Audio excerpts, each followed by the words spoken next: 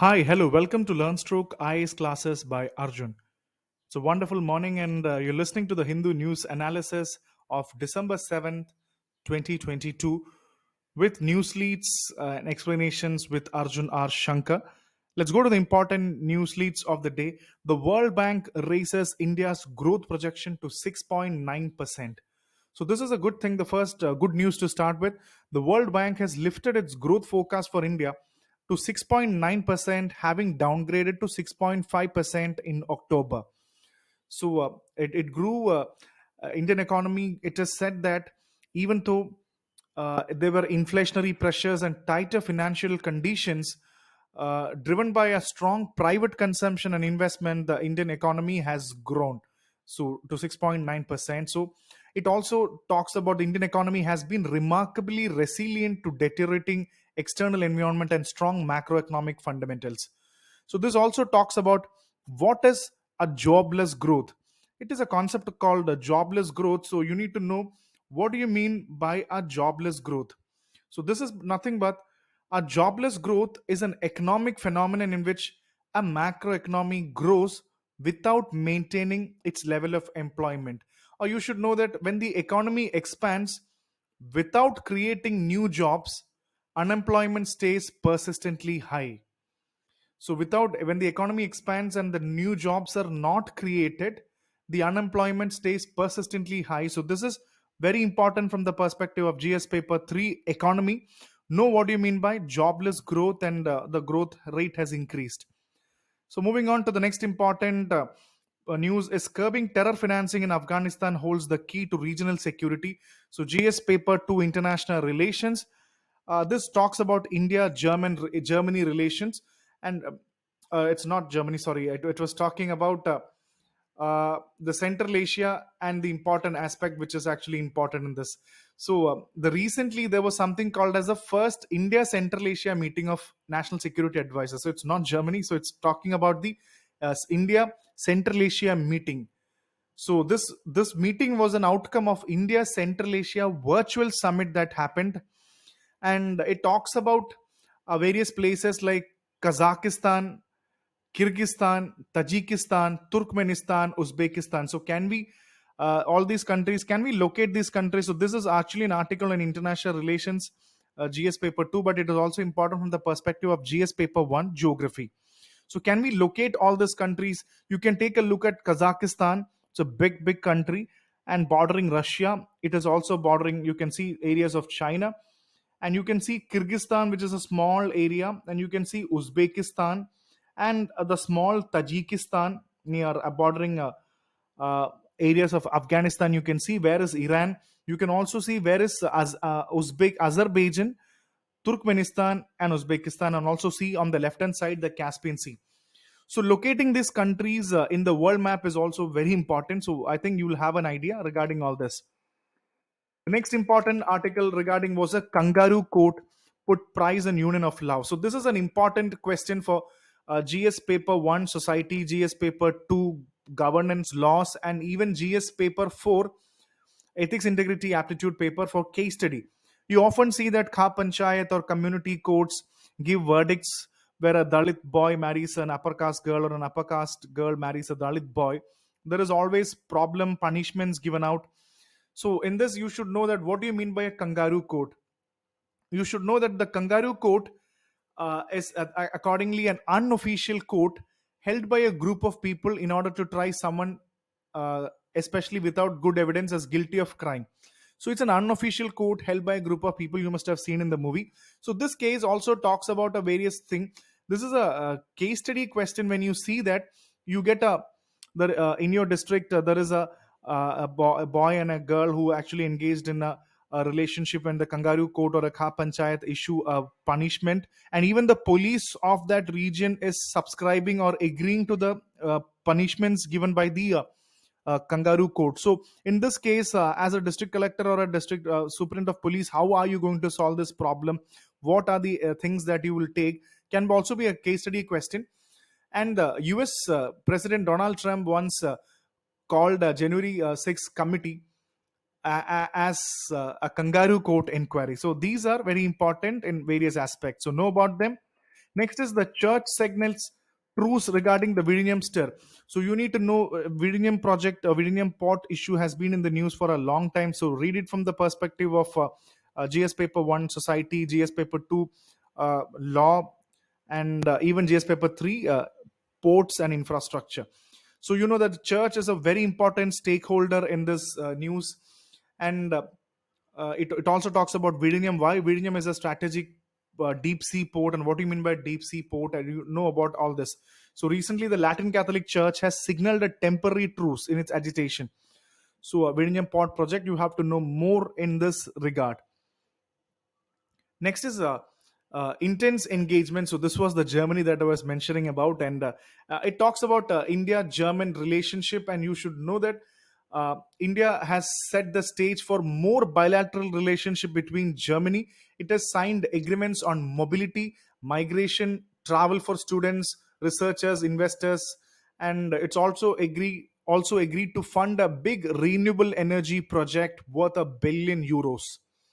And the 2022 see intense discussion between Germany and India, because Modi made two visits to Germany, one for India Germany intergovernmental consultation, and then the G7 outreach program in Bavaria. So the Indian counterpart is also talking about, Jaishankar is asking for pushing for a UN Security Council reform. So that brings us, what do you mean by a UN Security Council reform? GS paper 2 international relations. So the key reform of the UN Security Council reform has five key issues. One is regarding the category of membership. Two is regarding the veto power held by the five permanent members. Three, the size of enlarged council and its working. Fourth is the Security Council General LS Assembly relationship. And fifth is the member states, the regional groups, and other member state interest, etc. So, reform in the United Nations Security Council, India has been pushing this and asking Germany to help this reform. So, I think next time you hear this word reform, you mean by all these five important things. Read it from that perspective. And next is an important editorial. I think before Delhi Chalking, there is an editorial which I missed out. It was called The Scenarios of the Future and the World. It's important from the perspective of GS paper 2 international relations. It talks about BRICS: Brazil, Russia, India, China, and South Africa. And also some of the predictions of the famous people that 21st century would be Japan's. But later Japan limped in its economic development, and then it said the remarkable 21st century belongs to Soviet Union. But Soviet Union crashed, and some people said that the 21st century belonged to China. So definitely China became a very big superpower. And it also talks about a very important report which was called India and the World Scenarios to 2025. So this was released by World Economic Forum and the CII report. The CII report, it was published in 2005. So the World Economic Forum and CII is actually creating this India and the World Scenarios to 2025 report. And then moving on to Delhi Chalking, but do not blame stubble belling alone. So this brings us to an important editorial from GS paper 3. What is stubble burning? It is actually occupying in the news. When you burn, it has cost huge amount to the pollution. So what is stubble burning? And India now reports 2.5 million air polluted related deaths annually. So just imagine 2.5 people dying in India just because of air pollution is something very serious. And some of the pollutants are so small that they enter into the bloodstream, impacting almost every organ in the body and leading to the onset of health issues such as stroke, heart diseases, respiratory diseases, and even cancer. So the government has formed the important CAQM, which is the Commission for Air Quality Management. So what do you mean by the Commission for Air Quality Management?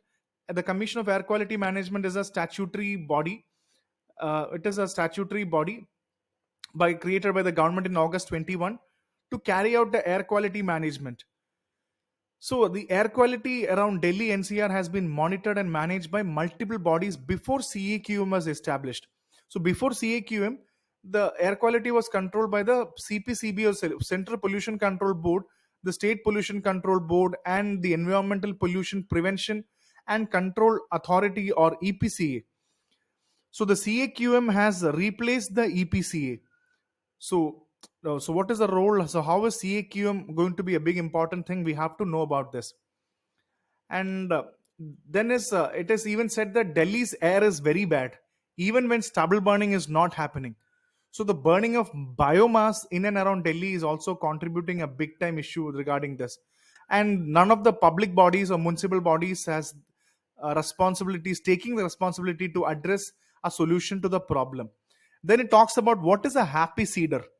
So happy seeder is a tractor mounted machine that cuts and lifts rice straw, sows wheat into the soil, deposits the straw over the sown area. So it's a tractor mounted machine that cuts and lifts rice straw. So happy seeder. So know all these concepts regarding GS paper 3, environment, agriculture, etc. Next is moving on to the national headlines. Yuan Wang 5 surveillance vessel of China re-enters Indian Ocean.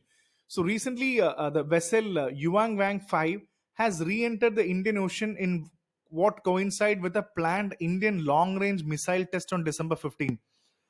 So India is going to have a long-range missile test, and similar incident last month also happened when Yuan Wang 6 entered the Indian Ocean region, coinciding a planned Indian missile launch. So you should know that whenever there is an Indian missile launching happening, China is actually trying to send a Yuan Wang 5, which it says is a coincidence.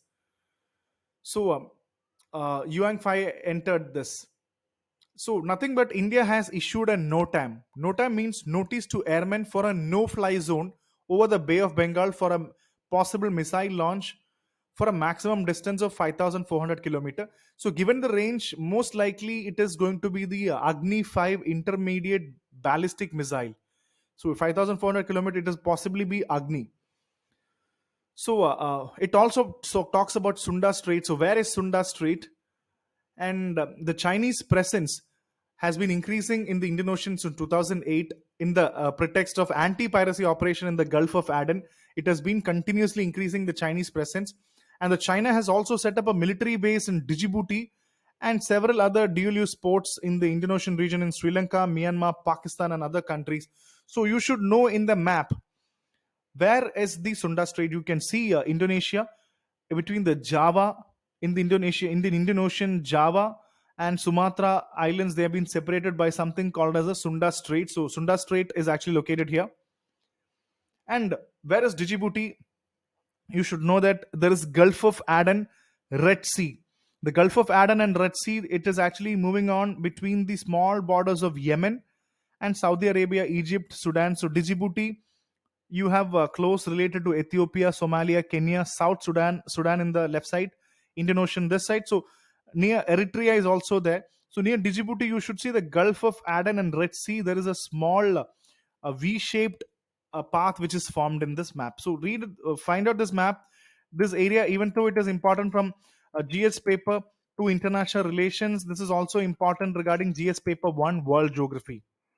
And also see the Gulf of Aden. Where is Gulf of Aden? You can see that Djibouti, Ethiopia, Somalia, and on the other side there is Yemen, Oman, Eritrea, etc. So Gulf of Aden. So please do have a look at this map. Next is Supreme Court asks if Michelle can be in custody for over 4 years. This is nothing but the Supreme Court has talked about something called whether it can keep Christian Michelle James, the alleged middleman in the Augusta Westland shopper scam, in custody because he's a foreign national brought to India through extradition. So this brings us to an important area. What do you mean by the concept of extradition? So what do you mean by extradition and what do you mean by under trial? So extradition is nothing but extradition is a formal process of one state surrendering an individual to another state for prosecution or punishment for crimes committed in the requesting country's jurisdiction. So if you have a man, there is a man committing a crime in another country, India will actually ask for his extradition. Bring back that man so that we can punish him and bring him under the law. Some states will extradite without a treaty, but those cases are very rare. India has got an extradition treaty with many of the countries that we need to have an idea on. And what do you mean by the concept of under trial prisoners? So, in very common terms, under trial prisoners are those who have not been convicted of a crime.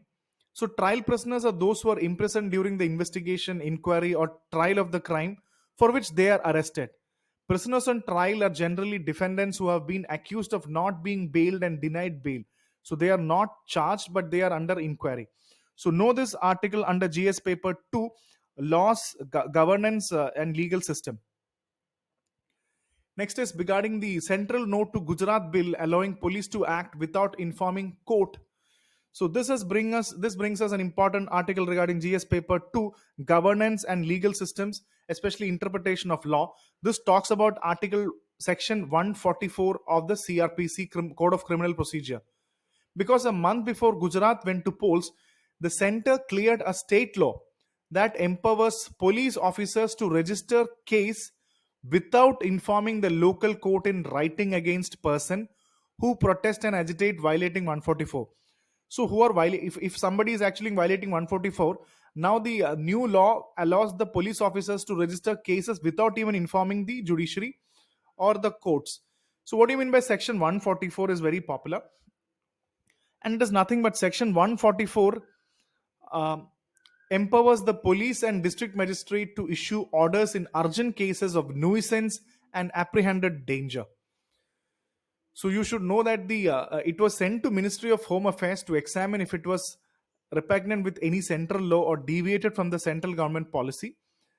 The clearance to the amendment comes when the when the Home Ministry is actually working on IPC and CRPC overhauling to see if any colonial baggage from the courts is existing, because most of the rules and regulations in India are crafted in the British times have become invalid in today's scenario.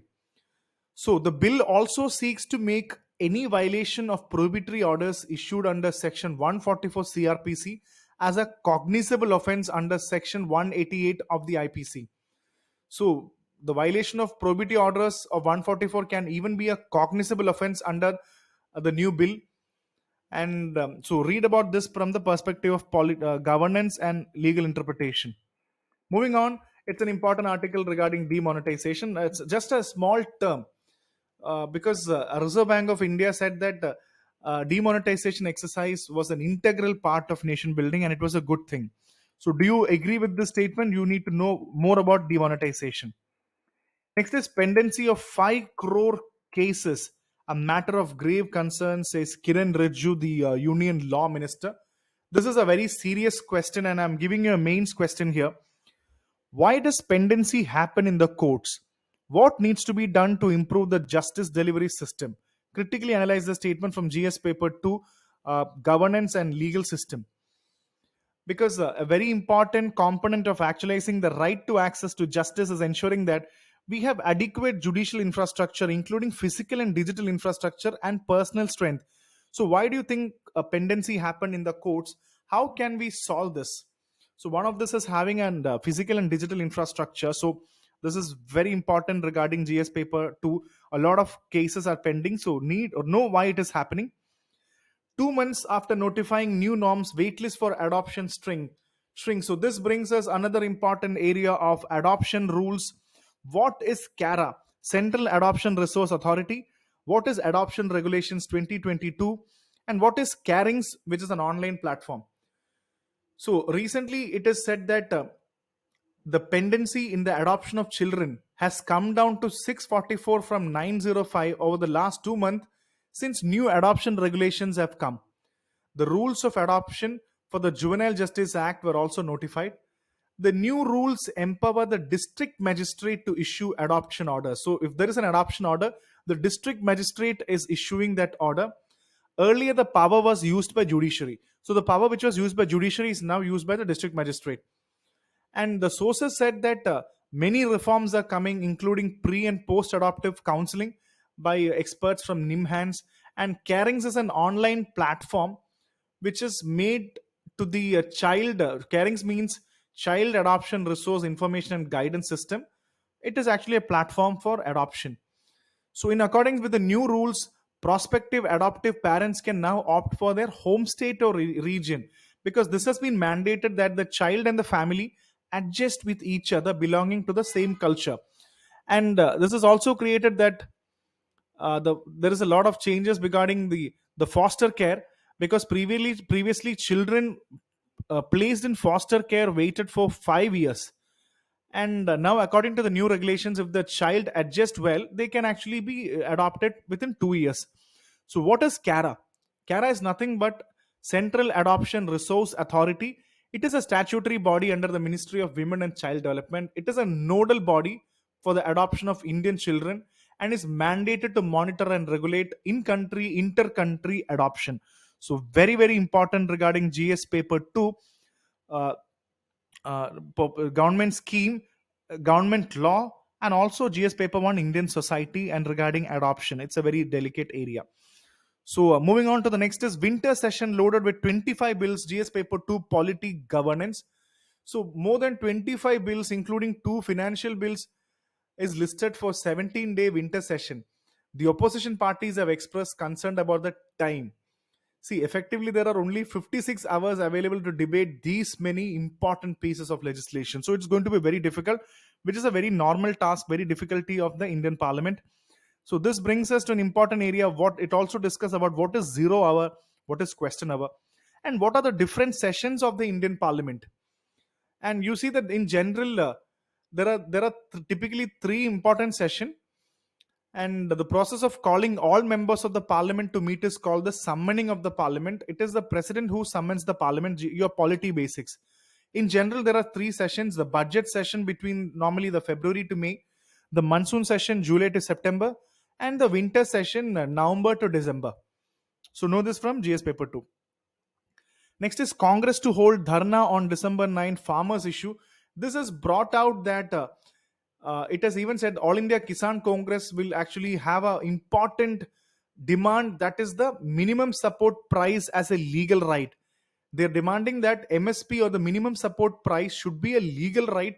And what is this MSP? What is MSP? Simply, MSPs are the minimum support price, are the prices at which the government procures certain crops from the farmers to ensure them against any sharp fall in price. So you know that the prices of any commodities or agri products keep on changing. So in order to save the farmers, government gives them a minimum support price to prevent them against sharp fall in prices. So recently they have said that the minimum support price should follow the C2 plus 50% formula based on the Swaminathan Commission. So what is Swaminathan Commission regarding MSP? And what do you mean by the CACP, the Commission for Agriculture Cost and Prices? The government declares MSP after considering the state government and central ministry. So CACP is very important. The Commission for Agriculture Cost and Prices is actually the government declare MSP after considering the views. So recommendation of CACP is very important. And Swaminathan report says should rate MSP to at least, the Swaminathan Commission report states that the government should raise the MSP to at least 50% more than the weighted average cost of production. That is C2 plus 50%. They should raise the MSP to at least 50% more than the weighted average cost of production. So 50% should be more than the weighted average cost of production. And C2 means it includes the imputed cost of capital and the rent on the land. That means that is capital and the rent of the land is C2, and 50% more than the weighted average cost, that is C2 plus 50% formula. So CACP is also important. So know about this many aspect which is actually MSP is actually done. It's important from GS paper 3, agriculture, food security, etc. And next is forced to resign as a teacher. Trans woman says she was ostracized by colleagues and abused by students. So this is a very important case study of GS paper 1 society. You should know what do you mean by trans women, trans man. What are the challenges in the Indian society that trans women, trans man, even transgenders face? So read it from GS paper 1 society perspective. Yeah.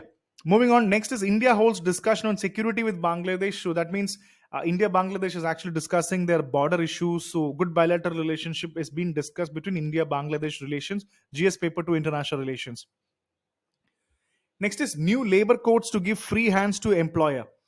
The international working groups criticized the center's labor policies, including the 4 new labor codes. So which are India's 4 labor codes? And recently, what is ILO, International Labour Organization, and the 17th ARPM or Asia Pacific Regional Meeting? So the 17th ARPM and ILO criticized the four labor codes of India. The four labor codes of India are the Code on Wages, Industrial Security Relations Code, the Social Security Code, and Occupational Safety, Health and Working Conditions Code. So these four codes are set to replace around 29 labor laws, and over 90% of India's 50 crores workers are in the unorganized sector. So through these codes, the government wants to ensure that all of them enjoy the benefits of labor laws related to minimum wages and social security. So these are the four important labor codes. Know about this. So what are India's labor codes? Know the four important codes regarding G. This is important regarding GS paper 2, welfare, and GS paper 3, the working of the economy, because this has an economy importance. And also GS paper 2, international relations. Moving on, Al Jazeera goes to ICC for journalists killed during Israeli raid. So this brings us an important area. What is the International Criminal Court? So International Criminal Court is an intergovernmental organization and an international tribunal seated in Hague, Netherlands. It is the first and only permanent international court with jurisdiction to prosecute individuals for the international crimes like genocide, crimes against humanity, war crimes, and crimes of aggression. It is very different from International Court of Justice, an organ of United Nations that hears dispute between two states. And criminal code discusses about genocide, crimes against humanity, etc. So know about this from international relations perspective. Next is China's Xi set to visit Saudi Arabia for a milestone summit. So this brings us the international relations between Saudi Arabia and China. So this is the second time Chinese president is actually visiting China, and a report says that China in 2020 replaced European Union as GCC, or Gulf countries, Gulf Council countries, because you need to know what are the GCC countries. So they have replaced European Union. China in 2022 replaced European Union as GCC's largest trading partner with a close trade of 161 billion. So it has replaced European Union and as GCC's largest trading partner. So it also talks about an APEC summit. What do you mean by an APEC summit? APEC is nothing but Asia Pacific Economic Cooperation. Is a regional economic forum established in 1989 to leverage the growing interdependence of the Asia Pacific. The APEC contains 21 members to create greater prosperity of the people. So you need to know which countries formulate the APEC. You need to know Australia, Brunei, Canada, Chile, China, Hong Kong, Indonesia, Japan, Korea, Malaysia, Vietnam, USA, Thailand, the Taipei, Singapore, Russia, Philippines, Peru, Papua New Guinea, New Zealand, Mexico. So definitely India is not a part of APEC. So in this listing, and you can see China is a part of this. And which countries contribute the GCC countries? GCCs are the Gulf countries: Bahrain, Kuwait, Oman, Qatar, Saudi, and United Arab Emirates, or UAE. So know it from GS paper 2, international relations, international organizations. Indonesia approves ban on same-sex outside ban on sex outside marriage. So Indonesia approves ban on sex outside marriage. So this is very important thing, because Indonesia's parliament approved a law that would outlaw sex outside marriage in a move critics said was a huge setbacks to the rights in the world's most populous Muslim country. So this is a serious violation of the rights. The right groups protested against the amendment, denouncing that this is a crackdown on civil liberty and political freedom, and it moves towards fundamentalism in a Muslim majority Indonesia.